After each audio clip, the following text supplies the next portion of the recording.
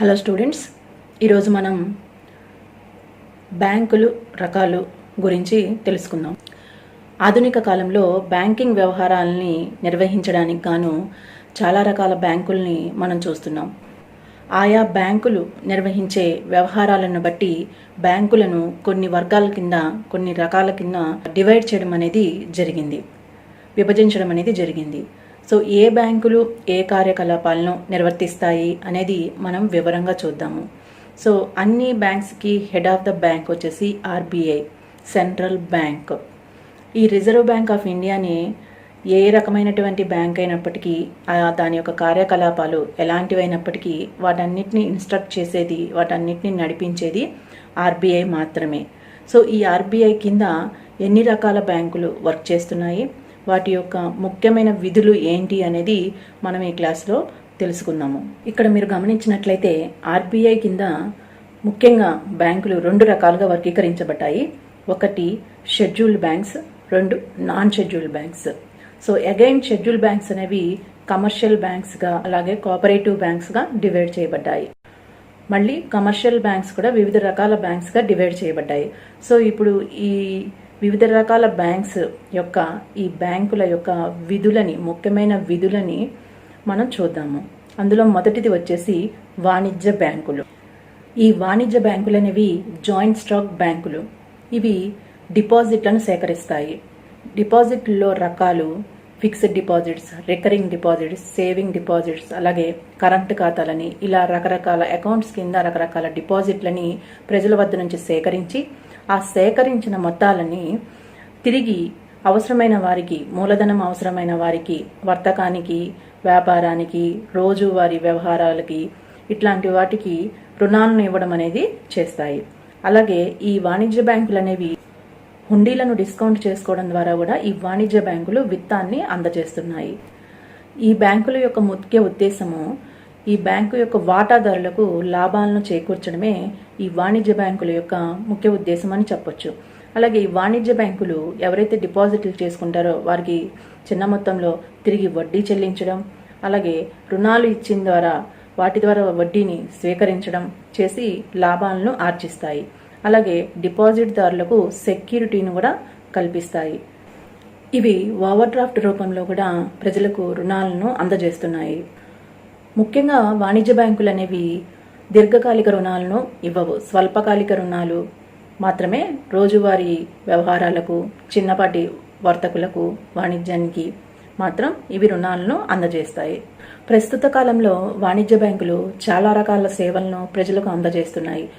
కొత్త రకాలైనటువంటి సాధారణ ప్రజోపయోగ విధులు, అలాగే ఏటీఎం సర్వీసెస్ అని, మొబైల్ బ్యాంకింగ్ అని, ఇట్లాంటి నూతన సేవలు, ఇన్నోవేటివ్ సేవలు కూడా అందిస్తున్నాయి. అలాగే ఈ వాణిజ్య బ్యాంకులకి ఫర్ ఎగ్జాంపుల్గా మనం ఏ బ్యాంక్స్ చెప్పుకోవచ్చు అంటే SBI, state bank of India చెప్పుకోవచ్చు, ఆంధ్ర బ్యాంక్ చెప్పుకోవచ్చు, ఇండియన్ బ్యాంక్ చెప్పుకోవచ్చు. ఇవన్నీ కూడా వాణిజ్య బ్యాంకుకి కింద ఎగ్జాంపుల్గా మనం ఉదాహరణగా చెప్పుకోవచ్చు. అయితే ఈ వాణిజ్య బ్యాంకులు మాత్రం లాభాల కోసమే పనిచేసే బ్యాంకులు అని మనం ఇక్కడ పేర్కోవచ్చు. నెక్స్ట్ టైప్ ఆఫ్ బ్యాంక్స్ వచ్చేసి పారిశ్రామిక బ్యాంకులు. సో పేరులోనే మనకు అర్థమవుతుంది ఈ బ్యాంకులు పరిశ్రమలకు రుణాలను ఇస్తాయి అని. సో వాణిజ్య బ్యాంకులు చెప్పుకున్నాం మనం, స్వల్పకాలిక రుణాలను అందజేస్తాయి అని. అయితే ఈ పారిశ్రామిక బ్యాంకులుని పెట్టుబడి బ్యాంకులుగా కూడా మనం పిలుస్తాము. సో పెట్టుబడి బ్యాంకులు అంటే పరిశ్రమలకి పెట్టుబడిని అందజేస్తాయి. సో పెట్టుబడి అనేది స్వల్పకాలానికి సంబంధించింది కాదు కాబట్టి దీర్ఘకాలానికి సంబంధించింది కాబట్టి ఈ పరిశ్రమలు స్థాపించే వాళ్ళకి, ఇండస్ట్రియలిస్ట్కి దీర్ఘకాలిక రుణాలను అందజేసే బ్యాంకులనే పెట్టుబడి బ్యాంకులు, పారిశ్రామిక బ్యాంకులు అని అంటాము. దీర్ఘకాలిక అభివృద్ధి, దీర్ఘకాలిక ప్రణాళికలు, అలాగే ఆర్థిక సహాయాన్ని ఇవి పరిశ్రమలకు అందజేస్తూ ఉంటాయి. అలాగే వాటాలు మరియు డిబెంచర్ల రూపంలో నిధులను సేకరించుకుంటాయి. అయితే వాణిజ్య బ్యాంకుల మాదిరిగా పారిశ్రామిక బ్యాంకులు అనేవి అన్ని కంట్రీస్లో లేవు. అతి కొద్ది కంట్రీస్లో మాత్రమే ఉన్నాయి. కొన్ని కంట్రీస్లో ఈ వాణిజ్య బ్యాంకులే పారిశ్రామిక బ్యాంకుల యొక్క విధులను కూడా నిర్వర్తిస్తాయి. వాటిని మిశ్రమ బ్యాంకులు అంటాం. వాణిజ్య పారిశ్రామిక బ్యాంకులు అని అంటాం. ఈ వాణిజ్య బ్యాంకులే ఈ పరిశ్రమలకి కూడా దీర్ఘకాలిక రుణాలను ఇవ్వడం అనేది జరుగుతుంది. ఎందుకంటే అన్ని కంట్రీస్లో ఈ పారిశ్రామిక బ్యాంకుల్ని ఎస్టాబ్లిష్ చేయలేదు. అదేవిధంగా ఈ పారిశ్రామిక బ్యాంకులు అనేవి దీర్ఘకాలిక రుణాలను ఇవ్వడం మాత్రమే కాకుండా సాంకేతిక నిర్వహణలోను, అలాగే ఆర్థిక సలహాలను ఇవ్వడం, సూచనలు ఇవ్వడం, మార్గదర్శక సూత్రాలను కూడా సమకూరుస్తాయి. ఈ పారిశ్రామిక బ్యాంకులకు ఎగ్జాంపుల్స్ గా మనం IFCI అండ్ IDBI బ్యాంక్స్ ని చెప్పుకోవచ్చు. IFCI అంటే industrial finance corporation of India, IDBI అంటే industrial development bank of India. ఈ రెండు బ్యాంక్స్ కూడా ఇండస్ట్రీస్ పర్పస్ కోసం, ఇండస్ట్రీస్ డెవలప్ చేయడం కోసం, వాటికి దీర్ఘకాలిక రుణాలను అందించడం కోసం ఎస్టాబ్లిష్ అయ్యాయి. సో ఈ బ్యాంక్స్ కేవలం పరిశ్రమలకు రుణాలను ఇవ్వడం కోసమే ఈ బ్యాంక్స్ని ఎస్టాబ్లిష్ చేశారు. వీటి యొక్క విధులు వాణిజ్య బ్యాంకుల యొక్క విధులు వేరువేరుగా ఉంటాయి. నెక్స్ట్ మరొక రకమైన బ్యాంక్స్ వచ్చేసి వ్యవసాయక బ్యాంకులు. ఈ వ్యవసాయానికి సంబంధించి వ్యవసాయదారులకి స్వల్పకాలిక రుణాలు అవసరమవుతాయి, అలాగే దీర్ఘకాలిక రుణాలు అవసరమవుతాయి. అయితే వాణిజ్య బ్యాంకులు అనేవి కేవలం స్వల్పకాలిక రుణాలను మాత్రమే అందిస్తాయి. కాబట్టి ఈ వ్యవసాయానికి సంబంధించి ప్రత్యేకించి బ్యాంక్స్ కావాలి అనే ఉద్దేశంతో ప్రత్యేకమైన బ్యాంక్స్ని ఏర్పాటు చేయడం అనేది జరిగింది. అయితే సహకార బ్యాంకులు అనేవి కూడా ఉన్నాయి. ఈ సహకార బ్యాంకులు అనేవి కూడా స్వల్పకాలిక రుణాలను మాత్రమే వ్యవసాయదారులకి అందజేస్తాయి. అయితే ఈ భూమి తనఖా బ్యాంకులు అనేవి వ్యవసాయదారులకి వ్యవసాయానికి దీర్ఘకాలిక రుణాలను కూడా అందజేస్తున్నాయి. వ్యవసాయదారులకు విత్తనాలు కొనుక్కోవడానికి, అలాగే రసాయనాలు కొనుక్కోవడానికి వారికి స్వల్పకాలిక రుణాలు అనేవి అవసరం. అలాగే బావులు తవ్వుకోవడం, క్షేత్ర యంత్రాంగాన్ని కొనుగోలు చేసుకోవడం, వివిధ రకాలైనటువంటి పరికరాలు కొనుక్కోవడానికి ఈ వ్యవసాయదారులకు ఈ వ్యవసాయానికి సంబంధించి వీరికి దీర్ఘకాలిక రుణాలు కూడా అవసరమవుతాయి. సో ఈ వ్యవసాయదారులకి స్వల్పకాలిక రుణాలు అవసరమవుతాయి, అదేవిధంగా దీర్ఘకాలిక రుణాలు కూడా అవసరమవుతాయి. అయితే ఈ వ్యవసాయక బ్యాంకులు అనేవి భూమి హామీగా పెట్టుకొని ఈ వ్యవసాయదారుల యొక్క వ్యవసాయ భూమిని తనఖా పెట్టుకొని ఈ వ్యవసాయక బ్యాంకులు వీరికి దీర్ఘకాలిక రుణాలను అందజేస్తున్నాయి. అందుకనే ఈ బ్యాంకుల్ని భూమి బ్యాంకులు, భూమి అభివృద్ధి బ్యాంకులు అని కూడా పిలుస్తున్నారు. అయితే ఈ బ్యాంకుల యొక్క మూలధనాన్ని బాండ్లు, అదేవిధంగా డిబెంచర్లు జారీ చేయడం ద్వారా ఈ బ్యాంక్స్ యొక్క క్యాపిటల్ని పెంచుకునే అవకాశం ఈ బ్యాంకులకి ఉంది. అదేవిధంగా ఈ బ్యాంకులు కూడా అన్ని కంట్రీస్లోనూ లేవు, చాలా అతి కొద్ది కంట్రీస్లో మాత్రమే ఉన్నాయి. వాటిలో ఇండియా, జర్మనీ, జపాన్ వంటి దేశాల్లో మాత్రమే ఈ వ్యవసాయక బ్యాంక్స్ అనేవి నెలకొల్పడం జరిగింది. అన్ని కంట్రీస్లో ఈ వ్యవసాయక బ్యాంకులు అనేవి సపరేట్గా ఎస్టాబ్లిష్ చేయడం అనేది లేదు. నెక్స్ట్ టైప్ ఆఫ్ బ్యాంక్స్ వచ్చేసి సహకార బ్యాంకులు. ఈ బ్యాంకులు కూడా వ్యవసాయ అభివృద్ధి కోసమే ఏర్పడ్డాయి. అయితే ఈ బ్యాంకులు లాభ ఉద్దేశంతో పనిచేయవు. ఇవి కేవలం రుణాలను అందజేయడం, అలాగే పొదుపు అలవాట్లను పెంచడం కోసమే ఈ బ్యాంకులను ఏర్పాటు చేయడం జరిగింది. ఇవి వాణిజ్య బ్యాంకుల్లాగా లాభం ఉద్దేశంతో పనిచేసే బ్యాంకులు కావు. ఇవి కూడా వ్యవసాయదారులకి స్వల్పకాలిక రుణాలను అందజేస్తాయి. అదేవిధంగా వీటి యొక్క సభ్యులకు పరపతిని వాయిదా పద్ధతిపై సప్లై చేస్తూ ఉంటాయి. వ్యవసాయదారుల వద్ద నుంచి చిన్న మొత్తంలో పొదుపులను సేకరించి వారికి అధిక వడ్డీ రేటుని అందిస్తాయి. వాణిజ్య బ్యాంకుల కన్నా ఎక్కువ వడ్డీ రేటుని వ్యవసాయదారులకి వారి డిపాజిట్లపై ఇవ్వడం అనేది జరుగుతుంది. ఈ సహకార బ్యాంకులు కేవలం వ్యవసాయదారులకు మాత్రమే కాకుండా చిన్న తరహా పరిశ్రమలకు కూడా, యూనిట్లకి కూడా రుణాన్ని అందజేస్తాయి. ఈ సహకార బ్యాంకులు రాష్ట్ర స్థాయిలో ఉంటాయి, అలాగే జిల్లా స్థాయిలో కూడా ఉంటాయి. రాష్ట్ర స్థాయి సహకార బ్యాంకులు, కేంద్ర స్థాయి సహకార బ్యాంకులు అని పిలుస్తూ ఉంటాము. అయితే ఈ సహకార బ్యాంకులు అనేవి వ్యవసాయదారులకు రుణాలను ఇవ్వడంలో చాలా పెద్ద పాత్ర పోషిస్తున్నాయి. ఇది సహకార బ్యాంకుల గురించి. నెక్స్ట్ టైప్ ఆఫ్ బ్యాంక్స్ వచ్చేసి వినిమయ బ్యాంకులు. ఈ వినిమయ బ్యాంకులు అనేవి ఎగుమతి మరియు దిగుమతిదారులకు సంబంధించిన బ్యాంకు. ఎగుమతి దిగుమతి వ్యాపారానికి సంబంధించిన వారికి రుణాలను ఇవ్వడానికి, అలాగే వారి వద్ద బిల్స్ డిస్కౌంట్ చేసుకోవడానికి, వినిమయ బిల్లులను డిస్కౌంట్ చేసుకొని ఎగుమతిదారుల దగ్గర నుంచి కొనుగోలు చేసి వాటిని దిగుమతిదారులకు అమ్మడం అనేవి చేస్తాయి. సో ముఖ్యంగా వినిమయ బ్యాంకులు అనేవి ఎగుమతి మరియు దిగుమతిదారులకు రుణాలను అందజేస్తాయి. ఈ వినిమయ బ్యాంకులు అనేవి ఎగుమతిదారులకు, అలాగే దిగుమతిదారులకు, ఈ వ్యాపారం చేసే ఎగుమతి దిగుమతి వ్యాపారం చేసే వర్తకులకు విత్తాన్ని సమకూర్చడానికే ఈ వినిమయ బ్యాంకులు అనేవి ఏర్పాటు చేయడం జరిగింది. ఇవి ఎగుమతిదారుల దగ్గర నుంచి బిల్లులను కొని ఆ బిల్లులని దిగుమతిదారులకు అమ్ముతూ ఉంటాయి. ఈ వినిమయ బ్యాంకులు అనేవి విదేశీ వ్యాపారాన్ని అభివృద్ధి చేయడానికి ఏర్పాటైన బ్యాంకులు.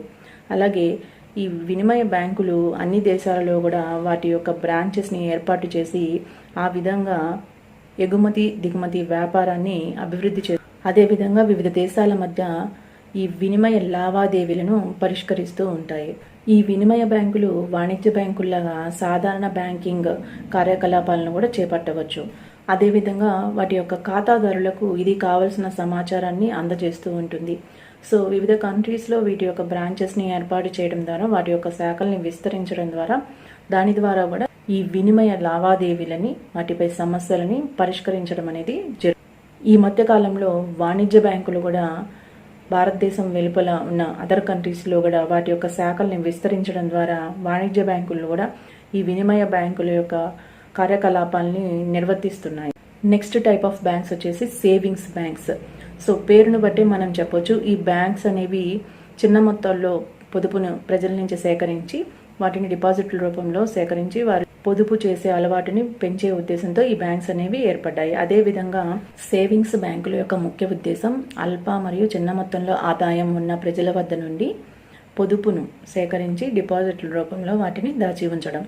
సో అదేవిధంగా వారి పొదుపుపై తిరిగి వారికి ఎంతో కొంత వడ్డీని ఇవ్వడం. అయితే ఈ బ్యాంకు యొక్క ముఖ్య ఉద్దేశం ఏంటి అంటే మధ్యతరగతి కుటుంబాలకు, మధ్యతరగతి ఆదాయం వర్గం ఉన్న ప్రజలకు పొదుపు అలవాటు చేసి వారిని అభివృద్ధి పరచడమే ఈ బ్యాంక్స్ యొక్క ముఖ్య లక్ష్యం అని మనం చెప్పుకోవచ్చు. అలాగే డిపాజిట్లను సేకరిస్తుంది, కానీ ఉపసంహరణలు మాత్రం పరిమితం చేస్తుంది. ఎందుకు అంటే వీళ్ళలో పొదుపు అలవాటుని పెంచి వారి యొక్క డిపాజిట్లపై వాళ్ళకి ఎక్కువ వడ్డీ వచ్చేలా చూసి ఆ వడ్డీని ఆ డిపాజిట్స్ని వారికి ఉపయోగపడేలా ఉండాలి అని చెప్పేసి వారిని ఉపసంహరణని పరిమితం చేస్తుంది, పొదుపుని మాత్రం పెంచేలా సహకరిస్తుంది. సో ఇది సేవింగ్స్ బ్యాంకులు. సేవింగ్స్ బ్యాంక్స్ అనేవి చిన్న మొత్తంలో ఆదాయం ఉన్న ప్రజల వద్ద నుండి పొదుపులను సేకరించడమే సేవింగ్స్ బ్యాంకు యొక్క ముఖ్య ఉద్దేశం.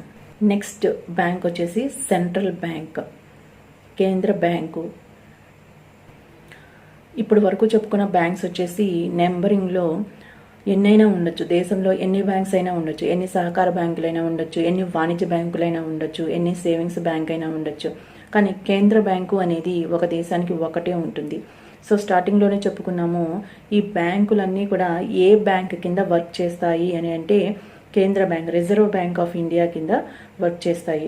So reserve bank of India ఇచ్చిన గైడెన్స్ ప్రకారం, ఇన్స్ట్రక్షన్స్ ప్రకారమే వాటికి లోబడి, ఆ కండిషన్స్కి లోబడి ఈ బ్యాంక్స్ అన్నీ కూడా నడుస్తాయి. So reserve bank of India యొక్క ప్రాథమిక విధులు ఏంటి అంటే నోట్లను జారీ చేయడము, అలాగే పరపతిని కంట్రోల్ చేయడము, కరెన్సీని నియంత్రణ పరపతి వ్యవస్థను నిర్వహించడము, ఇవన్నీ కూడా కేంద్ర బ్యాంక్ యొక్క ప్రాథమిక విధులుగా మనం చెప్పుకోవచ్చు. సో ఏ బ్యాంక్ అయినప్పటికీ అది పబ్లిక్ బ్యాంక్ అవనివ్వండి, ప్రైవేట్ బ్యాంక్ అవనివ్వండి, షెడ్యూల్ అవనివ్వండి, నాన్ షెడ్యూల్ బ్యాంక్ అవనివ్వండి, ఏ బ్యాంక్ అయినప్పటికీ ఆ బ్యాంకు ఏ షరతులకి లోబడి, ఎవరి షరతులకి లోబడి పనిచేయాలి అంటే కేవలం సెంట్రల్ బ్యాంక్ ఇన్స్ట్రక్షన్స్ ప్రకారమే, దాని యొక్క రూల్స్ ప్రకారమే వర్క్ చేయాలి. అదేవిధంగా ప్రతి ఒక్క బ్యాంకు కూడా రిజర్వ్ బ్యాంకులో, ఈ కేంద్ర బ్యాంకులో కొంత మొత్తాన్ని డిపాజిట్ చేయాల్సిన అవసరం కూడా ఉంటుంది. ఈ కేంద్ర బ్యాంక్ అనేది బ్యాంకర్స్ బ్యాంక్ అని చెప్పుకుంటాం. సో ఈ వాణిజ్య బ్యాంకులన్నింటినీ, మిగిలిన బ్యాంక్స్ అన్నింటినీ కూడా ఇది ఇన్స్ట్రక్ట్ చేస్తుంది కాబట్టి, ఇది ముందుకు నడిపిస్తుంది కాబట్టి దీన్ని మనం బ్యాంకర్స్ బ్యాంక్ అని చెప్పుకుంటున్నాం. సో బ్యాంకులకి బ్యాంకర్ మాత్రమే కాకుండా ఈ రిజర్వ్ బ్యాంక్ ఆఫ్ ఇండియా గవర్నమెంట్కి ఏజెంట్గా, అలాగే సలహాదారుగా కూడా వ్యవహరిస్తుంది. ఈ కేంద్ర బ్యాంక్ అనేది లాభం ఉద్దేశంతో పనిచేయదు, కేవలం దేశ అభివృద్ధి కోసం మాత్రమే పనిచేస్తాయి. నెక్స్ట్ టైప్ ఆఫ్ బ్యాంక్స్ వచ్చేసి దేశీయ బ్యాంకులు. ఈ బ్యాంకులు కూడా వర్తకులకు, అలాగే వ్యవసాయదారులకు, వ్యాపారస్తులకు చిన్న మొత్తంలో రుణాలను అందజేస్తాయి. ఇవి ముఖ్యంగా స్వల్పకాలిక రుణాలను అందజేస్తాయి. అదేవిధంగా వాటిపై ఎక్కువ వడ్డీ రేటుని కలెక్ట్ చేస్తాయి. భారతీయ సెంట్రల్ బ్యాంకింగ్ కమిటీ ఈ దేశీయ బ్యాంక్స్ని ఏ విధంగా నిర్వచించిందంటే, డిపాజిట్లను స్వీకరించే, హుండీలను నిర్వహించే లేదా ద్రవ్యాన్ని అప్పులిచ్చే వ్యక్తిగత లేదా ప్రైవేటు సంస్థ అని ఈ దేశీయ బ్యాంకుల్ని నిర్వచించడం జరిగింది. నెక్స్ట్ టైప్ ఆఫ్ బ్యాంక్స్ వచ్చేసి ప్రభుత్వ రంగ బ్యాంకులు. ప్రభుత్వ యాజమాన్యంలో ఉండి వాటిచే నియంత్రించబడే బ్యాంకుల్ని ప్రభుత్వ రంగ బ్యాంకులు అంటాం. స్టేట్ బ్యాంకు మరియు దాని అనుబంధ బ్యాంకులు ప్రభుత్వ రంగ బ్యాంకుకి ఎగ్జాంపుల్గా చెప్పుకోవచ్చు. ఈ స్టేట్ బ్యాంకు జాతీయం చేయబడిన 19 బ్యాంకులు కూడా అన్నీ కూడా ప్రభుత్వ రంగ బ్యాంకుల కిందకే వస్తాయి. జూలై 19, 1969లో 14 వాణిజ్య బ్యాంకులను జాతీయం చేసింది. తర్వాత ఏప్రిల్ 15, 1980 నాడు మరొక 6 బ్యాంకులను జాతీయం చేయడం జరిగింది. ఈ బ్యాంకులు మరియు ప్రాంతీయ గ్రామీణ బ్యాంకులు కూడా వీటన్నిటిని కూడా మనం స్టార్టింగ్ నుంచి గవర్నమెంట్ బ్యాంక్స్గా, ప్రభుత్వ రంగ బ్యాంకులుగా మనం చెప్పుకోవచ్చు. సో ప్రభుత్వ రంగ బ్యాంకులు అంటే సింపుల్గా ప్రభుత్వంచే ఏర్పాటు చేయబడి వాటిచే నియంత్రించబడే బ్యాంకులనే ప్రభుత్వ రంగ బ్యాంకులు అని అంటాము. నెక్స్ట్ టైప్ ఆఫ్ బ్యాంక్స్ వచ్చేసి ప్రైవేట్ బ్యాంకులు. సో ప్రభుత్వ రంగ బ్యాంకులు అంటే ప్రభుత్వంచే ఏర్పాటు చేయబడి నియంత్రించబడే బ్యాంకుల్ని ప్రభుత్వ రంగ బ్యాంకులు అన్నాము. సో ప్రైవేట్ బ్యాంకులు అంటే ప్రైవేటు వ్యక్తులచే, బయటి వ్యక్తులచే ఏర్పాటు చేయబడి వారిచే నియంత్రించబడితే కనుక అటువంటి బ్యాంకుల్ని ప్రైవేటు బ్యాంకులు అని అంటాము. సో ప్రైవేటు బ్యాంకులు అయినప్పటికీ ఈ బ్యాంకులు కూడా ఆర్బీఐ ఇచ్చిన సూచనలు, నిబంధనల మేరకు మాత్రమే వాటి కార్యకలాపాలను నిర్వర్తించాల్సి ఉంటుంది. సో ఏ బ్యాంక్ అయినప్పటికీ, దేశంలో ఎస్టాబ్లిష్ చేసిన బ్యాంకు, అది పబ్లిక్ బ్యాంక్ అయినప్పటికీ, ప్రైవేట్ బ్యాంక్ అయినప్పటికీ, ఏ బ్యాంక్ అయినప్పటికీ ఆ బ్యాంకు ఏ సూచనల ప్రకారం నడుచుకోవాలి అంటే కనుక ఆర్బీఐ ఇచ్చిన సూచనలు, నిబంధనల మేరకే ఈ బ్యాంక్స్ అనేవి వర్క్ చేయాలి. మన దేశంలో మొత్తం 22 ప్రైవేట్ బ్యాంకులు చలామణిలో ఉన్నాయి. సో ఇది గవర్నమెంట్ బ్యాంక్స్కి అలాగే ప్రైవేట్ బ్యాంక్స్కి ఉన్న difference. The only difference is ప్రభుత్వ రంగ సంస్థలేమో ప్రభుత్వంచే ఏర్పాటు వాటిచే నియంత్రించబడతాయి. ప్రైవేట్ బ్యాంకులేమో బయటి వ్యక్తులచే ఏర్పాటు చేయబడి వారిచే నియంత్రించబడతాయి. సో పబ్లిక్ బ్యాంక్ అని అవనివ్వండి, ప్రైవేట్ బ్యాంక్ అవనివ్వండి, ఏ బ్యాంక్ అయినప్పటికీ కూడా అవి ఏ సూచనల ప్రకారం నడుచుకోవాలి అంటే కనుక కేంద్ర బ్యాంకు ఇచ్చిన సూచనలు, కేంద్ర బ్యాంకు విధించిన నిబంధనల ప్రకారమే బ్యాంకింగ్ వ్యవహారాలని నడపాల్సిన అవసరం ఉంటుంది. నెక్స్ట్ టైప్ ఆఫ్ బ్యాంక్స్ వచ్చేసి పెట్టుబడి బ్యాంకులు. వీటిని పారిశ్రామిక బ్యాంకులు అని కూడా అంటారు. పరిశ్రమలకు అవసరమైన దీర్ఘకాలిక రుణాలను అందజేయడానికి, దీర్ఘకాలిక మూలధనాన్ని అందజేసే ఉద్దేశంతో ఈ పెట్టుబడి బ్యాంకులను ఏర్పాటు చేయడం జరిగింది. ఇవి పరిశ్రమలకు దీర్ఘకాలిక మూలధనాన్ని ఏర్పాటు చేస్తాయి. సో ఎటువంటి పరిశ్రమ అవనివ్వండి, దానికి 2 రకాల మూలధనాలు అవసరమవుతాయి. ఒకటి స్థిర మూలధనం, 2 చర మూలధనం. స్థిర మూలధనం అనేది ఎప్పుడైతే మనం ఇండస్ట్రీ స్టార్ట్ చేస్తున్నామో ఇండస్ట్రీకి అవసరమైన ఫిక్స్డ్ అసెట్స్, స్థిర ఆస్తులు సమకూర్చుకోవడానికి మనకి స్థిర మూలధనం అనేది అవసరమవుతుంది. అదేవిధంగా వన్స్ బిజినెస్ స్టార్ట్ చేసిన తర్వాత నిర్వహణ మూలధనం అనేది ఇండస్ట్రీ స్టార్ట్ చేసేసిన తర్వాత, స్థిరాస్తులో పెట్టుబడి పెట్టి ఇండస్ట్రీని స్టార్ట్ చేసిన తర్వాత ఇండస్ట్రీని నడిపించడానికి, దానికి నిర్వహించడానికి అవసరమైన మూలధనాన్ని నిర్వహణ మూలధనం అంటాం. సో ఏ ఇండస్ట్రీ అయినప్పటికీ దానికి 2 రకాల మూలధనాలు అనేవి అవసరం. ఒకటి స్థిర మూలధనం, నిర్వహణ మూలధనం. సో ఈ పెట్టుబడి బ్యాంకులు అనేవి ఈ పరిశ్రమలకి ఈ 2 రకాల మూలధనాలను సమకూరుస్తాయి. ఈ పెట్టుబడి బ్యాంకుల యొక్క ముఖ్యమైన విధులు ఏంటి అంటే, అందులో మొదటిది కొత్త పరిశ్రమలను స్థాపించడానికి, అలాగే ఆల్రెడీ స్థాపించిన పరిశ్రమల్ని అభివృద్ధి పరచడానికి, లేదంటే ఆధునీకరణలో వాటికి తోడ్పడడానికి, వాటిని అభివృద్ధి చేయడానికి. అలాగే రెండవది పారిశ్రామిక సంస్థలు జారీ చేసిన వాటాలు, డిబెంచర్లకు చందా పూచి ఇవ్వడం లాంటివి. నెక్స్ట్ మూడవది కొత్త పారిశ్రామిక సంస్థలను నెలకొల్పడానికి. తర్వాత ఈ పరిశ్రమలకి అవసరమైన సాంకేతిక నైపుణ్యాన్ని అందివ్వడానికి ఈ విధులు అనేవి పెట్టుబడి బ్యాంకులు నిర్వర్తిస్తాయి. సో ముఖ్యంగా పెట్టుబడి బ్యాంకులు అనేవి దీర్ఘకాలిక రుణాలను అందజేస్తాయి. పరిశ్రమలకు అవసరమైన స్థిర మూలధనాన్ని అలాగే నిర్వహణ మూలధనాన్ని సమకూరుస్తాయి. వీటి యొక్క ముఖ్యమైన విధులు ఏంటంటే కొత్త పరిశ్రమలను స్థాపిస్తాయి, అలాగే ఆల్రెడీ ఉన్న పరిశ్రమలను అభివృద్ధి పరుస్తాయి, లేదంటే ఆధునీకరణలో అవసరమైన వాటి ఇన్నోవేషన్కి అవసరమైన రుణాలను వాటికి సమకూరుస్తాయి, అలాగే సాంకేతిక అవసరాలను కూడా సమకూరుస్తాయి. సో ఈ బ్యాంక్ కిందకి వచ్చే బ్యాంకులు ఏంటి అంటే ఐఎఫ్సి, ఐడిబిఐ, యూటీఐ, అలాగే ఎస్ఎఫ్సి మొదలైనటువంటి బ్యాంకులు ఈ పెట్టుబడి బ్యాంకులుగా మనం చెప్పుకోవచ్చు. నెక్స్ట్ టైప్ ఆఫ్ బ్యాంక్స్ వచ్చేసి ప్రాంతీయ గ్రామీణ బ్యాంకులు. ఈ వాణిజ్య బ్యాంకులు, సహకార బ్యాంకులు అనేవి ఎక్కడ ఏ మారుమూల ప్రాంతాల్లో విస్తరింపబడలేదో, ఏ ప్రాంతీయ గ్రామీణ ప్రాంతాలలో ఇవి నెలకొల్పబడలేదో అటువంటి ప్రాంతాల్లో నెలకొల్పబడే బ్యాంకులనే ప్రాంతీయ గ్రామీణ బ్యాంకులు అంటారు. సో ఈ బ్యాంకులు ముఖ్యంగా ఏర్పడింది ఎవరి కోసం అంటే వ్యవసాయదారుల కోసం. వారికి చిన్న మొత్తంలో రుణాలను అందజేయడం కోసం ఏర్పడిన బ్యాంకులు గ్రామీణ ప్రాంతీయ బ్యాంకులు. ఈ గ్రామీణ ప్రాంతీయ బ్యాంకుల యొక్క ముఖ్య ఉద్దేశం ఏంటంటే వ్యవసాయదారులకు ఆర్థిక సహాయాన్ని అందించడం, అలాగే యువతకు ఉపాధిని కల్పించడం. ఈ రెండిటి ఉద్దేశంతో ఈ గ్రామీణ ప్రాంతీయ బ్యాంకులు అనేవి ఎక్కడైతే వాణిజ్య బ్యాంకులు అనేవి విస్తరింపబడలేదో ఆ ప్రాంతాలలో నెలకొల్పబడ్డాయి. వీటినే మనం గ్రామీణ ప్రాంతీయ బ్యాంకులు అని అంటాము. నెక్స్ట్ టైప్ ఆఫ్ బ్యాంక్స్ వచ్చేసి scheduled and non scheduled banks. So మొదటిగా షెడ్యూల్డ్ బ్యాంక్స్ అంటే ఏంటి అంటే, ఏ బ్యాంక్స్ అయితే రిజర్వ్ బ్యాంక్ యాక్ట్ 1934లో 2వ షెడ్యూల్లో నమోదు కాబడతాయో ఆ బ్యాంకులని షెడ్యూల్డ్ బ్యాంక్స్ అని అంటాము. ఈ 2వ షెడ్యూల్లో చేర్చాలి అంటే రిజర్వ్ బ్యాంకు కొన్ని నిబంధనల్ని, షరతుల్ని పెడుతుంది. సో ఆ నిబంధనల మేరకు ఉన్న బ్యాంకులను మాత్రమే ఈ 2వ షెడ్యూల్లో ఈ యాక్ట్ ప్రకారం వాటిలో చేర్చడం అనేది జరుగుతుంది. అలా చేర్చబడిన తర్వాత మాత్రమే ఈ బ్యాంకుల్ని మనం షెడ్యూల్డ్ బ్యాంక్స్ అని పిలుస్తాము. ఈ రిజర్వ్ బ్యాంకు పెట్టిన షరతుల్ని సంతృప్తిపరిచిన ఏ వాణిజ్య బ్యాంకులైనప్పటికీ, దేశీయ, విదేశీయ, ప్రాంతీయ గ్రామీణ బ్యాంకులు, సహకార బ్యాంకులు, ఈ బ్యాంకులన్నింటినీ కూడా మనం షెడ్యూల్డ్ బ్యాంక్స్గా పిలవచ్చు. Next non scheduled banks. So ఇందాక చెప్పుకున్నాము, షెడ్యూల్డ్ బ్యాంక్స్ అంటే రిజర్వ్ బ్యాంక్ యాక్ట్ ప్రకారం అందులో చేర్చబడిన బ్యాంక్స్ని షెడ్యూల్డ్ బ్యాంక్స్ అని అంటామని.